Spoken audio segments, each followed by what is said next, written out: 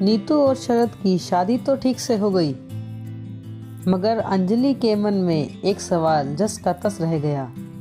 आखिर पापा ने मुझे पहचानने से इनकार क्यों किया? शरद के परिवार वाले बहुत अच्छे थे। वे नीतू का बहुत अच्छी तरह से ध्यान रखते थे और नीतू भी उनमें जल्द ही घुल मिल गई। कुछ महीनों के बाद ही पता चला कि नीतू प्रेग्नेंट है। ये खबर सुनते ही सभी बहुत खुश हुए। इस नन्हे मेहमान के आने की खुशी में अंजलि भी अपने सारे दुख भूल गई।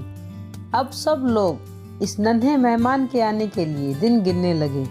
देखते ही देखते 5 महीने बीत गए। एक दिन सीढ़ियों से उतरते हुए अचानक नीतू का पैर फिसल गया और वह लुढ़कती हुई नीचे आ गिरी। उसे तुरंत हॉस्पिटल में ले जाया गया।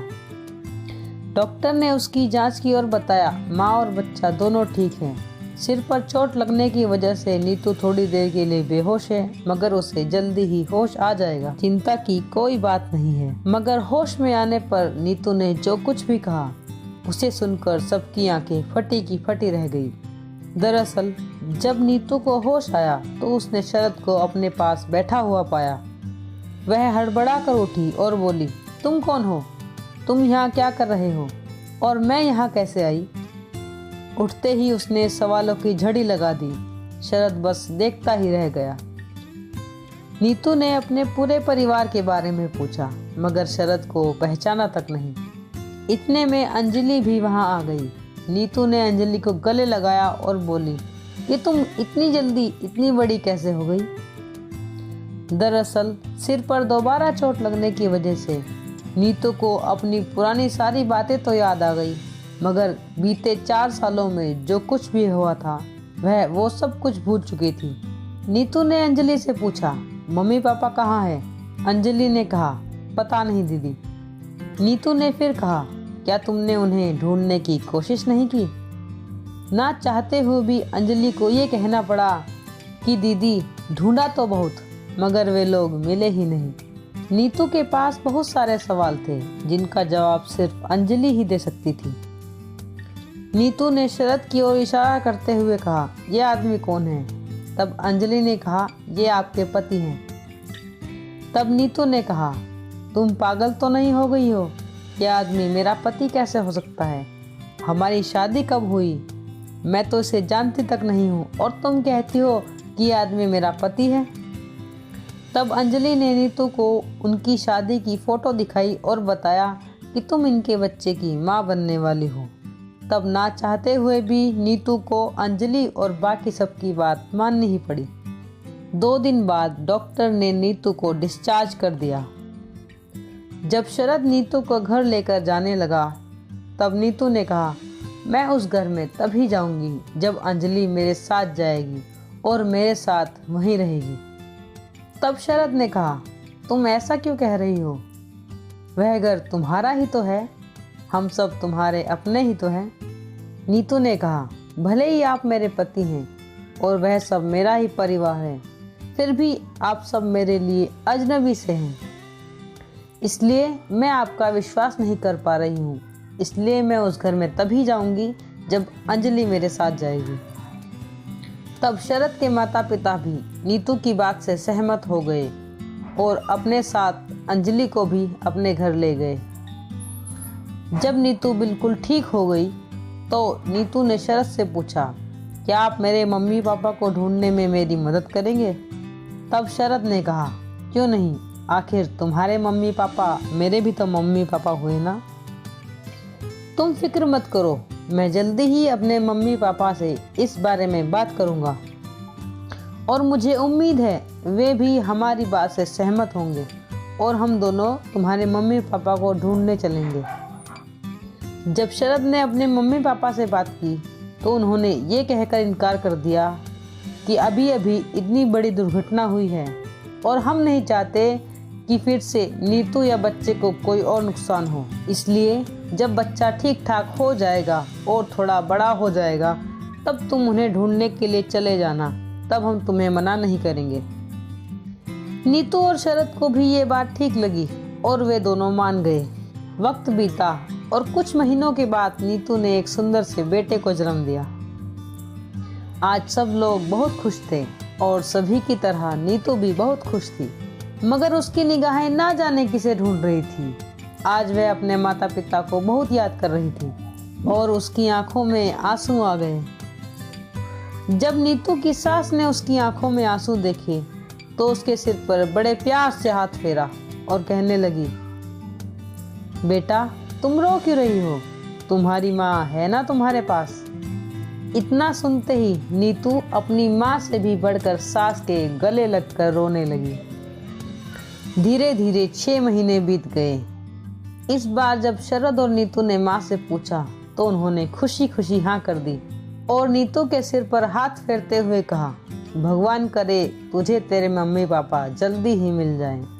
तब शरद नीतू और अंजलि को लेकर उनके शहर चला गया। उन्होंने बदले हुए शहर में अपने माता पिता को बहुत ढूंढा, मगर वे उन्हें नहीं मिले। अंजलि ये बात जानती थी कि उसके माता पिता कहाँ रहते हैं, फिर भी उसने उन्हें नहीं बताया, क्योंकि वह नहीं चाहती थी उसकी तरह उसकी दीदी का भी दिल टूट जाए। कुछ दिन यूं ही घूमने के बाद किसी ने उन्हें उसी बस्ती में जाकर ढूंढने की सलाह दी जहाँ पर उनके मम्मी पापा रहते थे। आखिरकार कई दिनों तक ढूंढने के बाद उन्हें वह घर मिल ही गया जहाँ पर उनके माता पिता रहते थे। जब वे लोग वहाँ पहुँचे तब आज उनकी माँ बाहर पौधों में पानी डाल रही थी। नीतू और अंजलि ने दूर से ही पहचान लिया कि वह उसकी माँ है। तब पास जाकर नीतू ने आवाज दी, माँ। माँ ने पलट कर देखा तो नीतू और अंजलि खड़ी थी। उनके साथ एक आदमी और गोद में छोटा सा बच्चा था। माँ ने उन्हें देखते ही गले से लगा लिया। तब नीतू ने बताया, ये मेरे पति और बेटा है। तब नीतू की माँ ने शरद को भी गले से लगाया और अपने नाती को गोद में लेकर बार बार उसका माथा चूमने लगी। वे उन सभी को लेकर घर के अंदर गई और उन्हें पानी पिलाया। इससे पहले कि वे लोग कुछ बातें करते, इतने में उनके पिता भी घर आ गए। वे उन्हें देखकर चौंक गए। तब उनकी माँ ने कहा, देखिए जी, इतने सालों बाद आखिरकार हमारी बेटियां हमें मिल ही गई।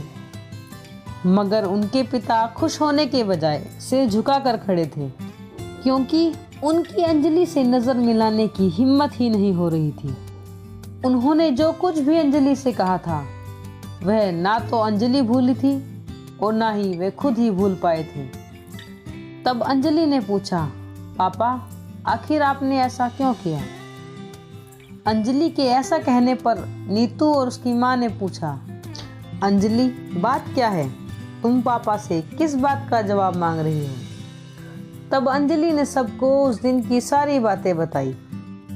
अंजलि की बात सुनते ही अंजलि की माँ ने कहा, जब अंजलि यहाँ आई थी तो आपने उसे पहचानने से इनकार क्यों किया? तब अंजलि के पिता रोते हुए और झुंझलाकर बोले, और क्या करता मैं? मेरे घर में एक पत्नी और अपाहिज बेटा है जिनका पेट तो मैं बड़ी मुश्किल से भर रहा था। मैं ऐसे में इनकी जिम्मेदारियां कैसे लेता? और उस पर भी एक बेटी की शादी थी। उसके 2 जोड़ों के लिए भी मेरी जेब में पैसे नहीं थे। बेटी को खाली हाथ कैसे विदा करता? कैसे कहता कि तुम्हारा बाप कंगाल हो गया है? उसके कंधों पर अपाहिज बेटे का बोझ इतना भारी है कि बेटियों का बोझ नहीं उठा सकता। जब मैंने देखा कि अंजलि की स्थिति ठीक ठाक है तो मैंने दिल पर पत्थर रखकर उसे यहाँ से चले जाने के लिए कह दिया। हमसे दूर रहकर कम से कम वे तो खुश रहेंगी। इतना सब कुछ सुनने के बाद नीतू और अंजलि समझ गई कि उनके पिता ने ऐसा क्यों किया। वे रोती रोती अपने पिता से गले लग गई। तब उनके माता पिता उन्हें लेकर अपने बेटे के पास गए। उन्होंने देखा कि उनका भाई बिस्तर पर लेटा हुआ है। उनके पूछने पर उनके माता पिता ने बताया, उस दिन बाढ़ में जब सारे घर मकान बहे जा रहे थे, इसके ऊपर एक दीवार टूटकर आ गिरी और इसकी रीढ़ की हड्डी के कई टुकड़े हो गए। तब से ही है ऐसे ही लेटा रहता है। कुछ दिन उनके साथ रहने के बाद नीतू खुशी खुशी अपने पति और बेटे के साथ अपने ससुराल लौट गई और नीतू ने अब यहीं रहकर अपने मम्मी पापा का घर चलाने में सहयोग करने का फैसला किया।